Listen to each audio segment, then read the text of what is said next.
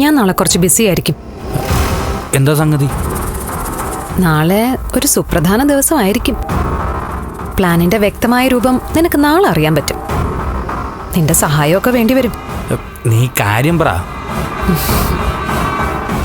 നാളെ പകല് ഞാനും നന്ദനും ഒരുമിച്ചൊരു യാത്രയിലായിരിക്കും. എന്തിന്? എവിടെ പോകുന്നു?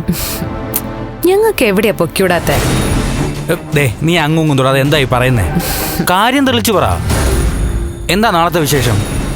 എന്തെങ്കിലും സീരിയസ് വിഷയമാണോ? അത് തൽക്കാലം നീ പറയണ്ട. ഞാനും നന്ദനും കൂടി ഒരു യാത്ര പോകുന്നു. ബാക്കിയൊക്കെ നീ ഊഹിച്ചു. ബെല്ല, വലിയ കുഴപ്പങ്ങളിലേക്കൊന്നും പോവല്ലേ? അതൊക്കെ ഞാൻ നോക്കിക്കോളാം. എന്നാ ശരി, ഗുഡ് നൈറ്റ്. അല്ലടി, എന്താ? നാളെ നന്ദന്റെ വീട്ടിൽ നിന്ന് എല്ലാരും കൂടെ രജനി ചേച്ചിയുടെ വീട്ടിലേക്ക് പോവാ.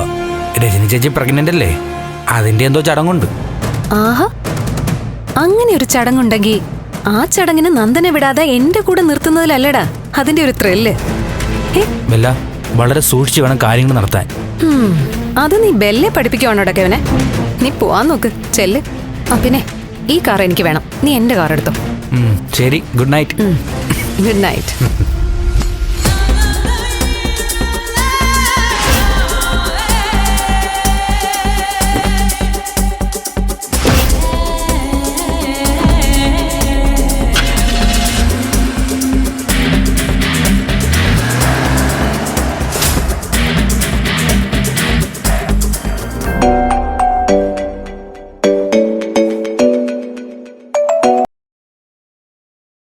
Hello Bella.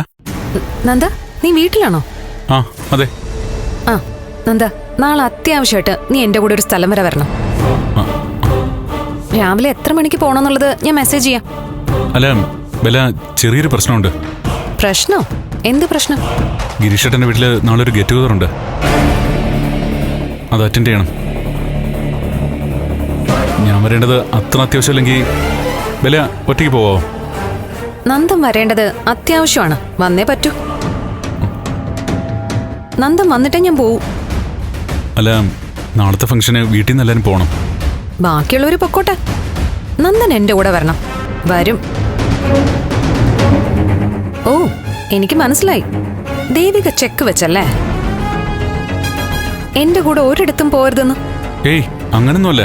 ആ, എങ്കിൽ നന്ദൻ വന്നേ പറ്റൂ. നോക്ക്, ഈ യാത്ര വെറും ഒരു ട്രിപ്പല്ല, നന്ദനെ രക്ഷപ്പെടുത്താനുള്ള യാത്രയാ. ശരി, ഞാൻ വരാം. ഇല്ല നന്ദ, അങ്ങനെ നീ ബുദ്ധിമുട്ടി വരണ്ട. അതിനിടയ്ക്ക് ഹർട്ടായോ? ഞാൻ വരാം. ഓ, താങ്ക് യു. ബൈ.